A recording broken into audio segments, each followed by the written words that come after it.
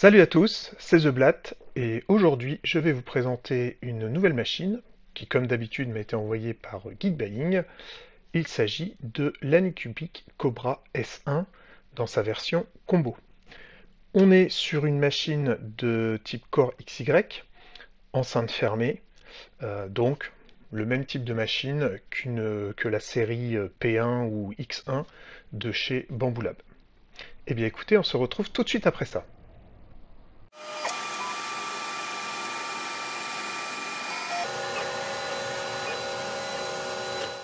Dans un premier temps, on va regarder le contenu, tout ce qui est fourni avec la machine.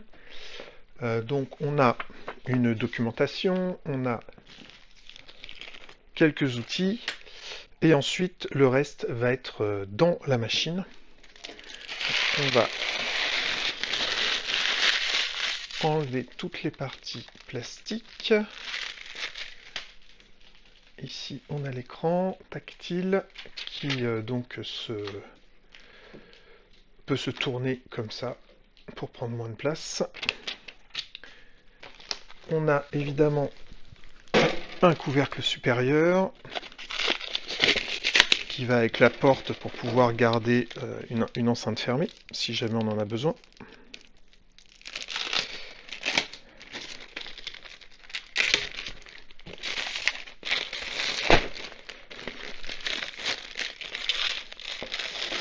Le couvercle est en plastique,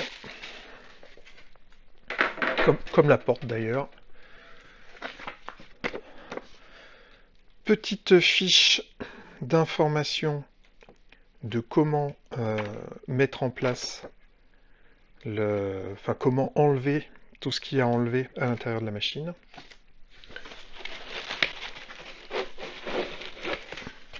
Une mousse de protection. Et là, on est censé enlever l'ACE Pro.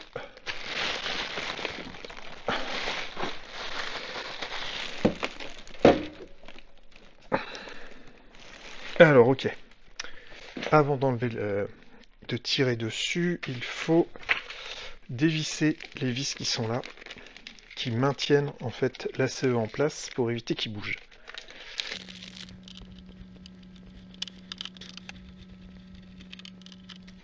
Ok.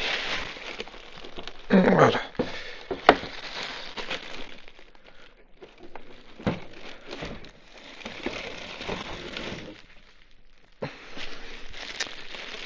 Voilà notre ACE Pro.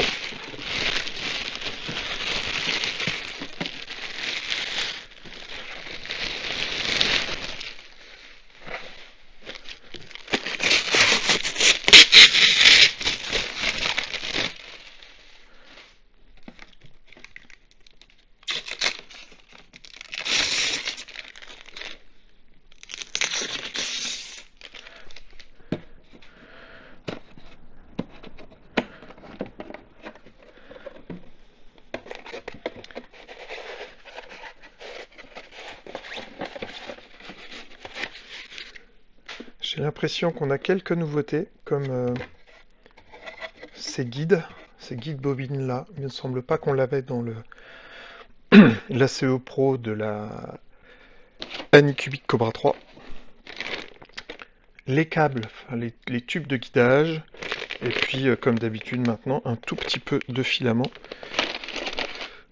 pour tester. Sinon pour le reste, ça a l'air d'être identique à la CE Pro qu'on avait avec la Cobra 3. À l'intérieur, on a encore un petit peu de matériel et on peut voir les solutions qu'ils ont utilisées pour éviter que la machine ne s'abîme pendant le transport. Alors, qu'est-ce qu'on a là? On a une boîte, qu'est-ce qu'on a dedans?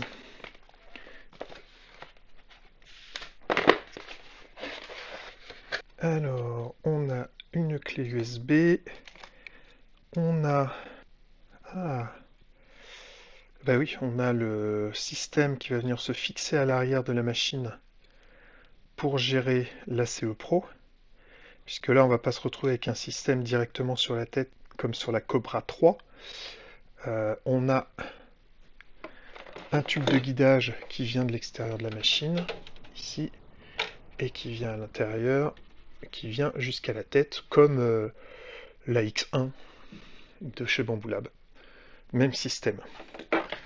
Donc voilà, ça c'est le système pour la CE. Ici on a le câble d'alimentation, le porte-bobine, un autre câble d'alimentation, à savoir celui de la CE.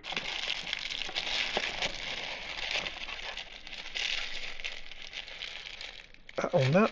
Tiens, c'est intéressant ça. On a un filtre à charbon pour filtrer l'air qui sort de la machine. Oups. Et ici, qu'est-ce qu'on a? Encore un câble de branchement de la CE, des pièces de rechange pour la partie nettoyage de la tête, les vis pour mettre en place le porte-filament, et ça c'est des petites pièces plastiques pour accrocher les tubes de guidage. Et pour finir, un petit peu de lubrifiant pour la maintenance de la machine. Et ici, on a certainement une aiguille pour déboucher la buse si besoin. Alors, on a encore des mousses à enlever. Petit collier de serrage qui a lâché durant le transport. C'est le collier de serrage qui servait à éviter que la tête ne bouge. La tête, elle est protégée par un carton.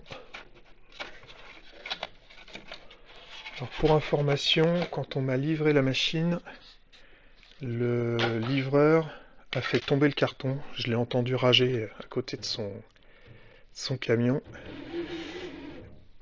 Et quand j'ai vu l'état du carton, j'ai vu que le carton était tombé. Mais écoutez, vu comment la machine est bien protégée, ça n'a pas l'air d'avoir eu un impact sur la machine. Hop, on enlève la mousse. Là, c'est l'évacuation des purges.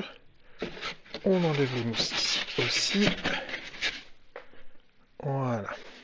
Alors normalement on est censé enlever ça, et ça s'enlève une fois que les vis sont dévissées. Alors... À chaque fois qu'il y a des vis à dévisser, vous avez une flèche rouge. Je ne sais pas si on va bien la voir là. Une flèche rouge. Ça vous permet de trouver la vis à dévisser. Bon, je dévisse tout ça et on se revoit après parce que là c'est quand même pas super pratique. Une fois que la partie plastique qui sert de support pour la CE Pro est enlevée, il nous reste encore 3 vis à démonter, 2 devant, une derrière. Une fois les 3 vis enlevées, le plateau est libéré. À ce moment-là, vous pouvez rajouter le porte-bobine si vous le souhaitez. Si vous utilisez la CE Pro, c'est pas forcément nécessaire, hein, puisqu'on peut utiliser la CE Pro même quand on n'utilise qu'une seule bobine. Au niveau du filtre, je pensais que c'était un filtre supplémentaire, mais en fait, ça vient se mettre à cet endroit-là. Et là, on voit qu'il n'y a rien. Donc, c'est le filtre qu'il faut mettre en place et non pas un filtre supplémentaire.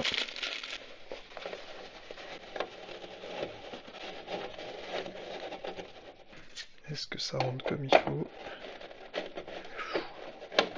Ouais, ça force un peu quand même. Hein. Vous voyez,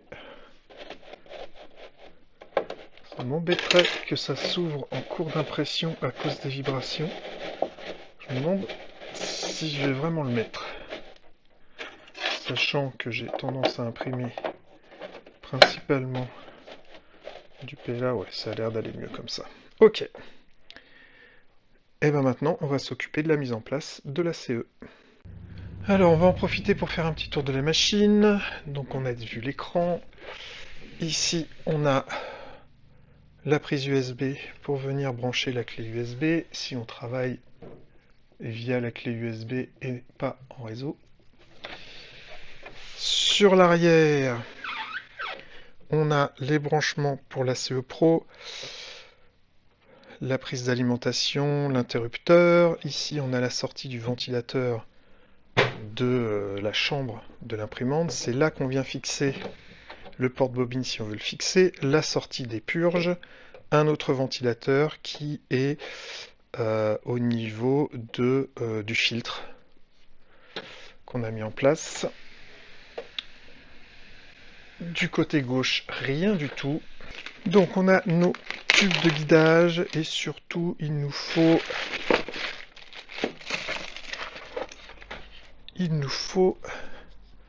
ceci. Voilà, c'est le hub. Donc le hub, il va venir se brancher ici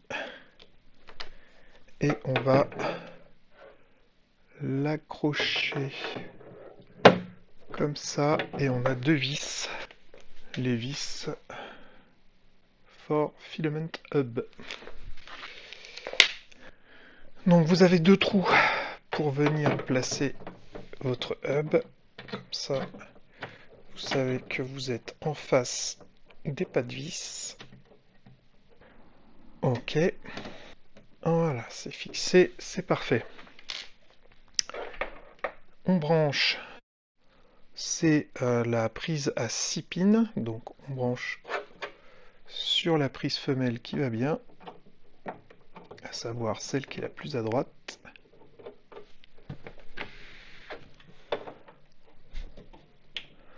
Parfait. Et ensuite, on prend l'autre câble qu'on vient brancher sur la prise à 4 connecteurs. Et là, on la branche sur la prise à 6 connecteurs au niveau de la CE. Ensuite, on prend nos tubes de guidage et on va venir les positionner au niveau de chaque sortie et on va venir les brancher au niveau de chaque entrée.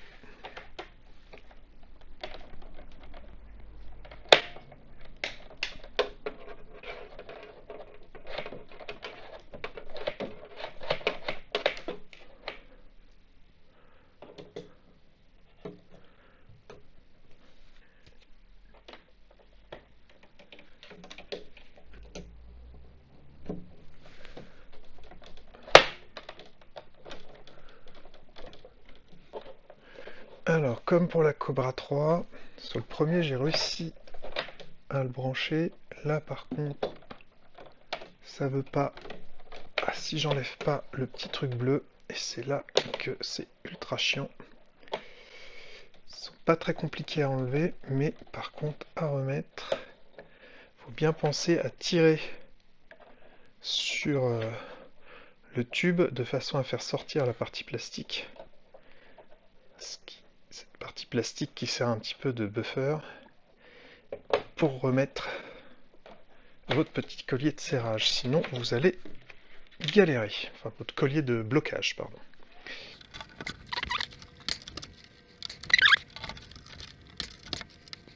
Et voilà. On n'a plus qu'à brancher tout ça et à allumer la machine pour voir ce que ça donne. La machine a fini de faire tout ce qu'elle avait à faire. Ses autotests, la résonance, l'autonivellement, tout ça. Donc maintenant, elle est prête à imprimer. Nous voilà sur la page d'accueil. Ici, on a la gestion de la CE. Là, on va avoir les paramètres. On va pouvoir changer la température, les vitesses de ventilation, etc. On peut relancer l'étalonnage à ce niveau-là. Là, on va pouvoir déplacer les différents éléments. Ici, qu'est-ce qu'on a? Donc, on a... Ok. On peut passer d'un ACE à un autre. Et on va pouvoir paramétrer chaque bobine pour indiquer le matériau, la couleur, etc. Le séchoir, c'est pour activer la chaleur dans la CE. Et on peut sauvegarder les filaments si on veut. Alors ici c'est bon, et ensuite on a les paramétrages. Paramétrage réseau, paramétrage d'impression, les paramètres généraux. Appareil, est-ce que c'est là qu'on peut faire la mise à jour, j'imagine. Info sur l'imprimante. On a la version du firmware. Dimension d'impression 250 par 250 par 250. Je peux pas faire la version du firmware.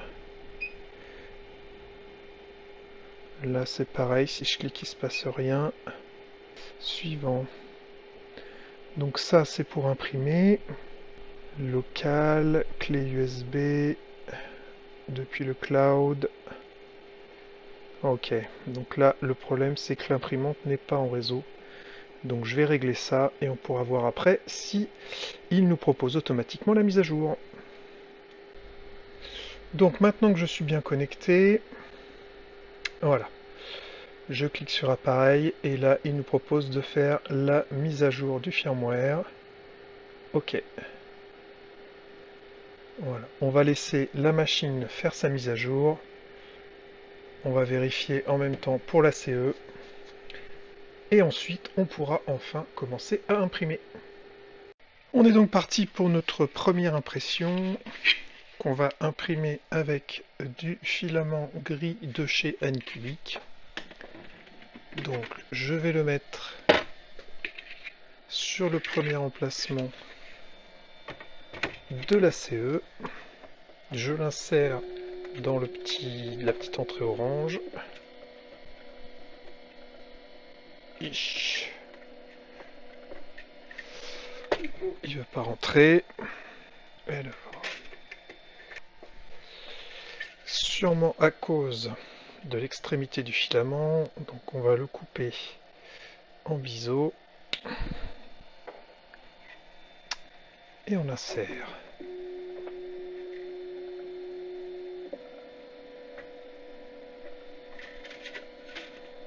Ça n'a pas l'air de vouloir plus s'insérer.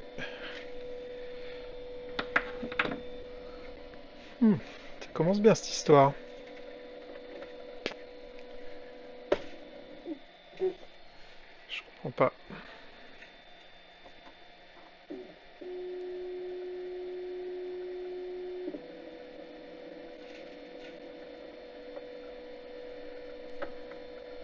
Ça commence à rentrer. Et après c'est bloqué.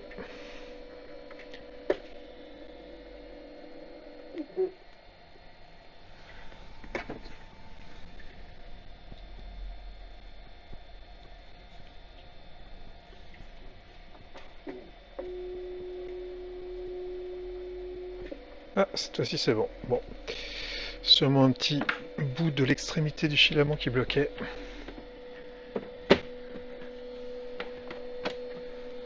Alors maintenant que le filament est inséré, on va dans la partie filament, on sélectionne ACE1 puisqu'on n'en a qu'un seul, et c'est là qu'en fait que vous allez venir sélectionner la première bobine et déterminer le type de filament ainsi que la couleur. Quand on imprime en une seule couleur, c'est pas très important. Quand vous imprimez en plusieurs couleurs, ça peut être pratique parce que l'imprimante va aller sélectionner automatiquement les bobines qui correspondent aux couleurs que vous avez indiquées dans le slicer. Extruder rétracter, c'est pour charger ou décharger. Normalement, il n'y a pas besoin. Enfin, en tout cas, sur d'autres imprimantes, quand on utilise un système multicolore, on n'a pas besoin de charger et de décharger les filaments. Donc, on va aller directement sur l'impression. On va sélectionner Anycubic Paper Thread. Je ne sais pas ce que c'est, mais c'est pas grave. C'est une impression qui n'est pas très haute, qui prend beaucoup de place sur le plateau. Donc, ça sera pas mal pour vérifier que l'accroche est bonne et que les couches du dessous sont bonnes sur une grande surface du plateau. Donc 35 minutes 44, je peux activer le nivellement automatique au début, chose que je vais faire, c'est pas une obligation. Là, elle a déjà fait son nivellement pendant le paramétrage de la machine. Moi, je préfère le lancer la plupart du temps en début d'impression, sauf quand je suis pressé. Calibration du débit, je sais pas non plus obligé de le cocher, je le coche aussi. Photographie différée, c'est le timelapse, je ne vais pas l'activer. Et je ne vais pas activer le séchoir. Est-ce que c'est le séchoir de la machine? C'est-à-dire qu'en fait on chauffe l'enceinte, ou est-ce que c'est le séchoir de la CE? Je ne sais pas, mais en tout cas je ne vais pas l'activer. Et on est parti.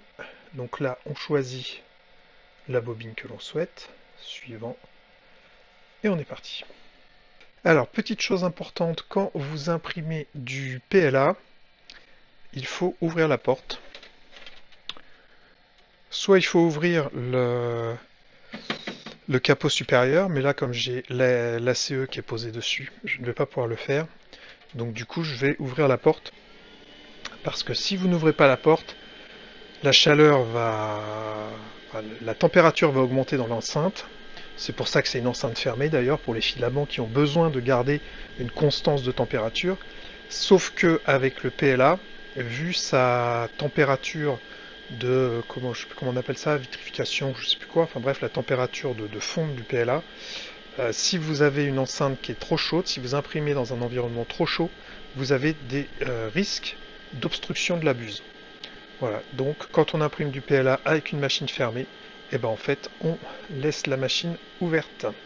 Alors qu'est-ce qu'on a comme information lorsqu'on a lancé l'impression? On a la température de la buse, qu'on va bien sûr pouvoir modifier. On a la température du plateau, qu'on va pouvoir aussi modifier en cours d'impression. On a la ventilation, savoir si on veut la lumière allumée ou non. Donc tout ça, hein, c'est des paramètres qui sont modifiables. Alors ça, c'est la ventilation de l'enceinte, l'intérieur de la machine. Ensuite, on a le mode de vitesse, standard, sport ou calme. Calme, ça va faire moins de bruit, mais ça va imprimer plus lentement. Standard, c'est la vitesse normale pour la machine. Sport, vous allez augmenter la vitesse. Donc calme, ça doit être peut-être 75% de la vitesse, standard 100%, sport 150%. Enfin, bref, ça doit être des choses dans ce style-là. En tout cas, ça vous permet de changer ça en cours d'impression. La ventilation, là, au niveau de la buse. Et ici, on a la bobine qui est utilisée pour l'impression. Évidemment, on peut faire stop pour annuler l'impression et on peut faire pause. Donc voilà toutes les informations auxquelles on a accès pendant l'impression. Et si on commençait par une première petite erreur dès la première impression, voilà un petit code 10125. Couper l'alimentation et vérifier le câblage. Et bien on va faire ça. La machine a bien extrudé puisqu'on a de la purge derrière, donc je ne comprends pas ce qui se passe. On a le petit buffer là qui est sorti. On a une lumière rouge à l'intérieur, ça fait peur. Allez, on éteint. J'ai arrêté et j'ai relancé la CE, mais il semblerait que ça ne suffise pas. Parce que vous voyez, je ne peux rien faire. Donc je pense qu'il faut carrément que j'arrête la machine. Ok, cette fois-ci, ça a l'air bon. Ça a l'air d'être parti comme il faut. Je ne sais pas ce qui s'est passé la première fois.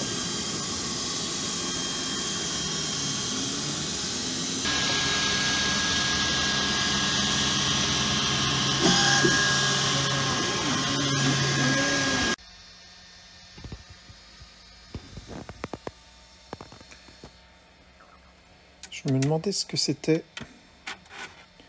Mais en fait, je pense que c'est un anneau plastique pour mettre autour des bobines en carton. En fait, non. C'est trop petit pour se mettre sur une bobine anycubique. Alors, à moins que ce soit pour un autre type de bobine, mais alors quel type de bobine, je sais pas. C'est quand même bizarre, si ça servait à ça, que ça ne fonctionne pas sur les bobines anycubiques. Bon, en tout cas, de toute façon, les bobines carton marchent très bien dans la CE Pro. Allez, on est parti pour tester le Benchy. Je vais mettre la calibration du débit cette fois-ci, puis on va remettre le nivellement automatique. C'est parti. Et ce serait-il pas qui me refait la même erreur. S'il me fait la même erreur à chaque fois que je lance une impression, ça va être un peu lourd. Comme notre première impression test, l'impression a fini par se lancer et par se faire comme il faut, sans erreur, après une relance. Notre Benchy au niveau qualitatif, c'est pas mal. On a quelques petits défauts par-ci par-là, des petits bouts de filament qui traînent. Au niveau des porte-à-faux, c'est pas forcément... ça va comme d'habitude. Le texte arrière n'est pas lisible, mais on voit quand même qu'il y a un petit peu, il est quand même un petit peu lisible. Voilà, un petit peu de ghosting, mais la qualité de surface est plutôt pas mal. En dessous, le texte est bien lisible, mais on doit avoir un petit problème d'écrasement de filament, qui n'est pas assez écrasé, ce qui laisse des petits trous par endroit, et je me demande même s'il n'y a pas un petit peu de sous-extrusion par endroit. On va continuer les tests des fichiers en interne sur la machine, et pour ce faire, on va tester le multicolore. On est quand même sur une machine qui a un système d'impression 4 couleurs. On va donc lancer une impression 4 couleurs. J'ai donc inséré dans la CE 4 couleurs différentes. L'insertion s'est relativement bien passée, même si parfois c'est un peu compliqué. Les filaments ont tendance un peu à bloquer, il faut couper un peu le bout comme il faut. Au niveau de la machine, j'ai bien affecté les couleurs là où je voulais qu'elles soient affectées. Et on est parti pour l'impression. J'en profite pour faire un petit test son. Voilà, donc on est entre 72 et 80. Surtout quand la porte est ouverte, elle est assez bruyante quand même. Les couleurs ressortent bien, il n'y a pas l'air d'y avoir de couleurs, de mélange de couleurs. Donc je pense qu'au niveau en tout cas de leur fichier test, la purge est bien gérée. Et après plus de 17 heures, c'était long, notre objet est terminé. La qualité a l'air propre. Et pour le coup, cette fois-ci, la qualité de dessous est plutôt pas mal.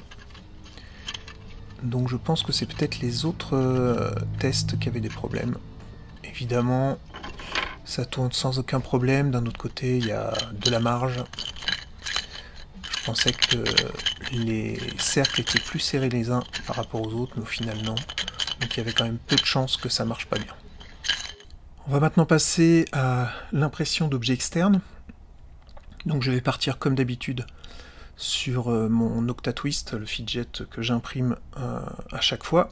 Ça permet d'imprimer un même objet sur différentes machines, et ça permet de voir si au niveau des joints, ça fonctionne bien, s'il n'y a pas de la surextrusion, et si on ne se retrouve pas avec les différents objets soudés les uns aux autres, comme ça peut arriver avec certaines machines.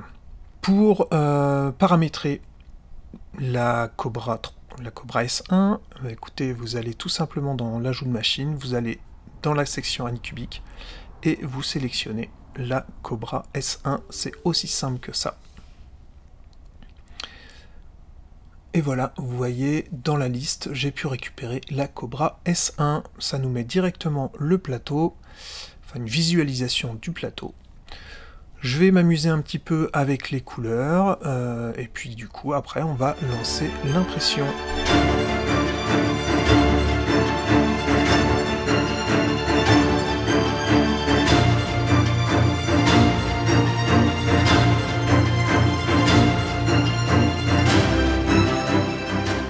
On est passé ensuite à l'impression en mode vase, comme d'habitude, pour voir un petit peu l'impression sur toute la hauteur de la machine. J'ai décidé d'imprimer autre chose que mon vase habituel. Voilà, j'ai décidé d'imprimer une fleur, histoire de changer. Et puis parce que je trouvais ça plutôt joli, plutôt rigolo.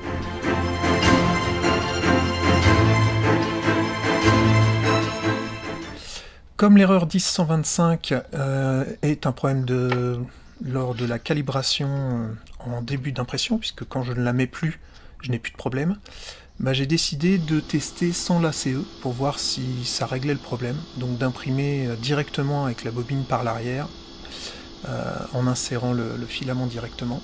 Donc voilà, j'ai sélectionné la calibration pour vérifier si ça fonctionnait sans l'ACE. Et là, la surprise, c'est que, voilà, ACE déconnecté, donc il refuse d'imprimer avec l'imprimante toute seule, sans ACE, ce qui est un petit peu problématique.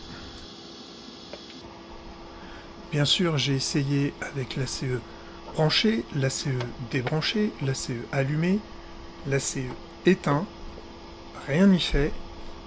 Quand l'ACE est branché, je ne peux pas aller sur la bobine toute seule parce qu'il me dit que c'est en mode ACE. Et quand l'ACE est débranché, il me met cette erreur-là, comme quoi l'ACE est déconnecté, et que du coup, ça ne fonctionne pas. Ne pouvant donc pas imprimer avec une seule bobine, j'ai rebranché mon ACE, j'ai rebranché tous les câbles, et puis je suis parti sur une autre impression multicolore, impression type batch, pour voir ce que ça donnait. Voilà, donc j'ai imprimé, vous allez voir ce que ça donne. Après 12 heures d'impression, la première partie de mon impression est terminée, et comme vous pouvez le voir, il y a eu un petit problème. La tour de nettoyage s'est décollée, et du coup je me retrouve avec plein de fils partout. Bon, c'est pas trop grave, ça s'enlève assez facilement. Passons à la suite.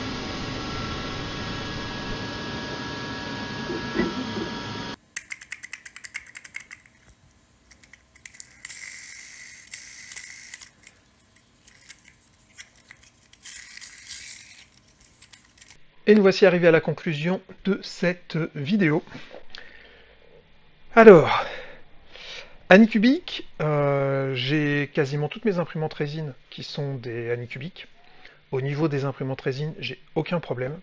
Quand je rachète des machines, ça a tendance à être des Anycubic parce que j'ai une bonne expérience avec. Concernant l'impression FDM, c'est un peu plus compliqué. Alors, c'est sûr qu'ils sont dans le game de l'impression FDM depuis pas très longtemps, mais je trouve que les produits qu'ils font, je sais pas si c'est qu'ils les sortent un peu trop vite, si c'est qu'ils veulent en fait concurrencer la concurrence, mais sans forcément faire ce qu'il faut. Je galère. Voilà. À chaque fois que je fais une review Anycubic, je galère. La Cobra 3, j'ai galéré. Sur cette S1, j'ai galéré aussi. Et on va voir ça dans cette conclusion. Alors, pour parler des bons points, alors il va y avoir assez souvent une comparaison avec la X1 de chez Bambu Lab, parce que si on regarde je dirais ce qu'Anycubic a voulu faire, avec l'écran tactile, les différentes options, je dirais qu'on est entre une P1P ou P1S et une X1. Voilà. Donc, je risque assez souvent de faire la comparaison pour que vous vous rendiez compte. Au niveau des points positifs, on revient au niveau de la CE sur ce qu'on a déjà vu avec la Cobra 3. Un ACE qui permet de chauffer l'enceinte pour garder le filament au sec. Il me semble que l'AMS Pro 2 de la Bambu Lab H2, je sais plus quoi, doit le faire aussi, mais en tout cas, l'AMS de la X1 ne le fait pas. Donc ça, c'est une amélioration.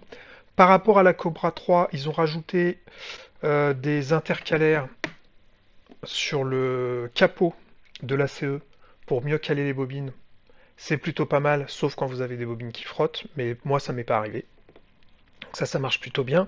Que dire de plus au niveau de l'AMS dans les points positifs? Pas grand chose, si ce n'est que voilà, ça permet d'imprimer en 4 couleurs.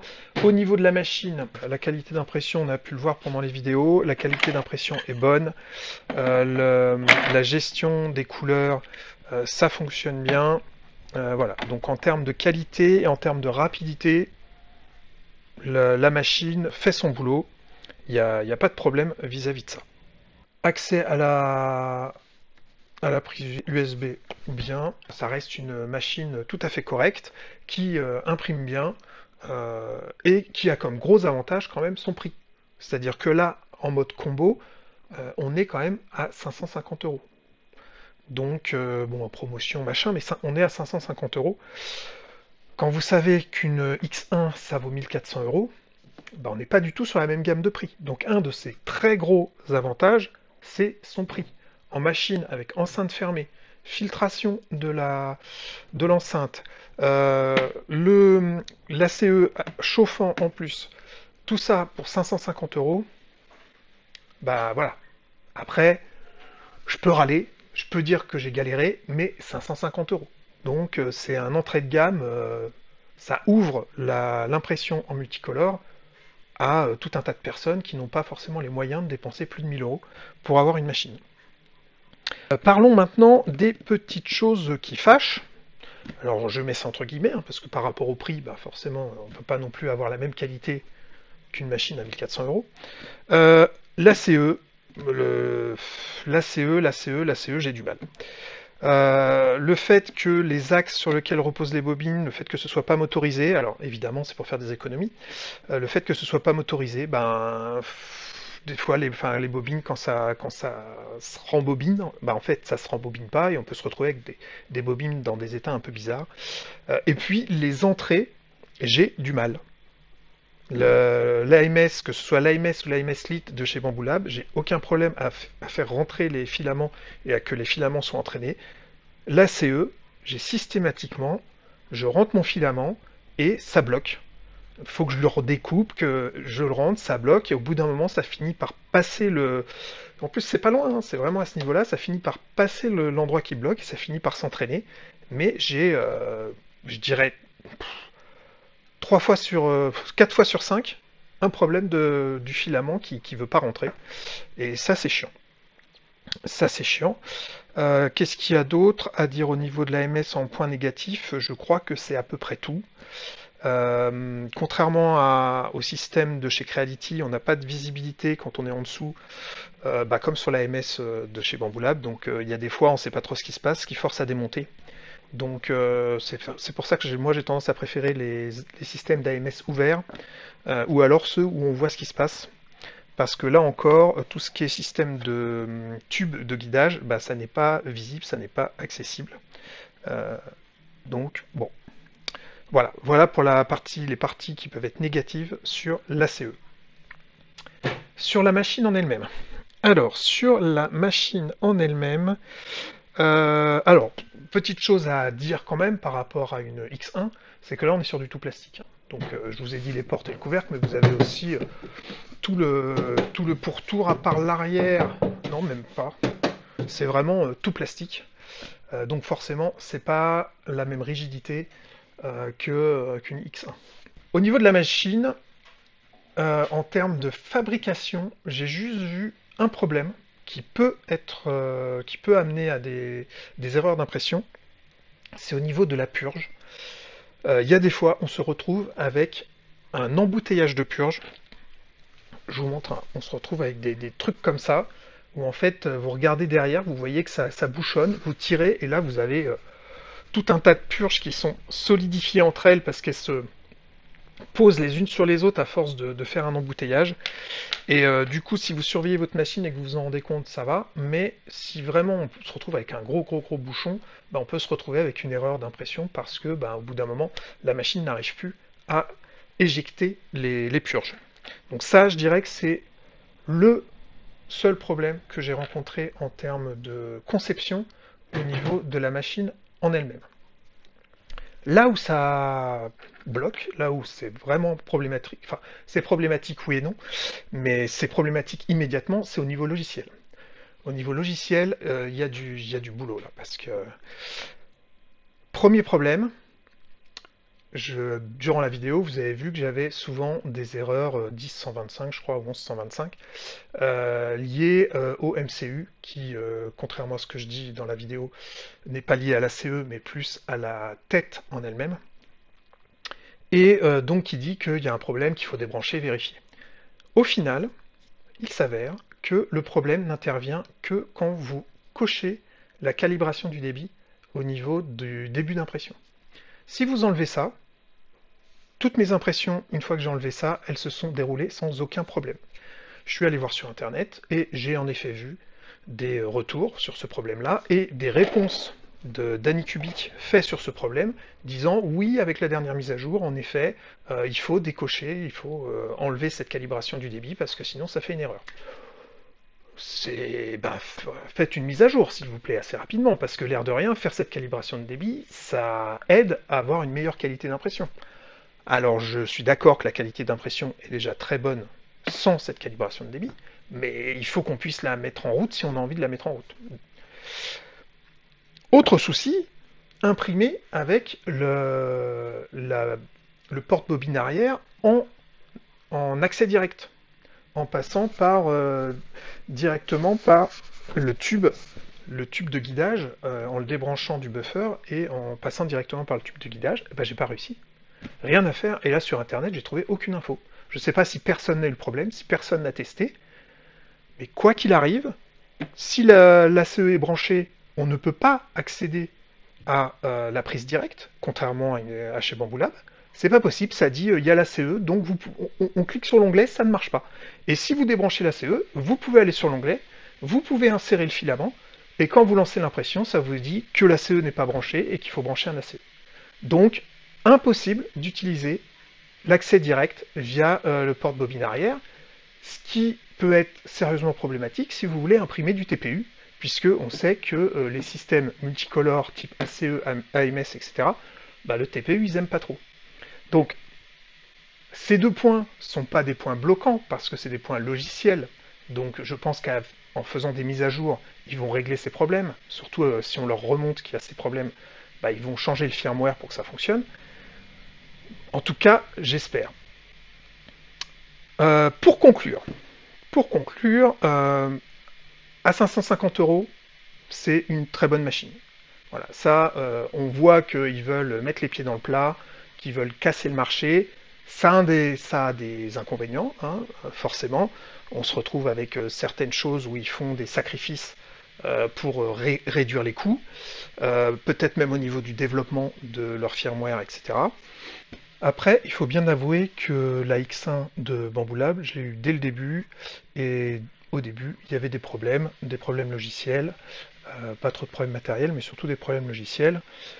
Et c'est avec le temps et avec le retour des différentes personnes qui ont testé la machine et qui ont utilisé la machine, qu'ils ont pu améliorer les choses, certainement faire quelques petites modifications sur les batchs qui sont sortis après, et surtout faire des mises à jour de firmware et refaire et encore des nouvelles mises à jour. Je ne sais pas à la combienième mise à jour on en est, mais il y a eu énormément de mises à jour. Et c'est ce qui fait qu'aujourd'hui, elle est la machine qu'elle est, stable, fiable, sans problème. Donc j'espère que Anycubic va faire les mises à jour nécessaires, va faire le suivi de sa S1, qui vont pas nous faire comme avec la Cobra 3, parce que je ne sais pas si vous avez vu, mais ils ont sorti une Cobra 3 V2, pas très longtemps après avoir sorti la première, sur laquelle ils ont fait des modifications, et c'est vrai que les gens qui ont acheté la première version se sentent un petit peu abandonnés, et ont un petit peu l'impression que Anycubic a écouté leur retour, mais leur propose l'achat d'une nouvelle machine plutôt que la mise en place d'amélioration de la première Cobra 3. Donc j'espère que sur cette S1, ils ne vont pas faire la même erreur, qu'ils vont bien faire les mises à jour de façon à rendre la machine plus fiable et lui donner un meilleur fonctionnement. Et bien voilà, je remercie encore une fois Geekbuying de m'avoir envoyé cette machine. On se retrouve très bientôt pour une nouvelle vidéo, et d'ici là, soyez créatifs.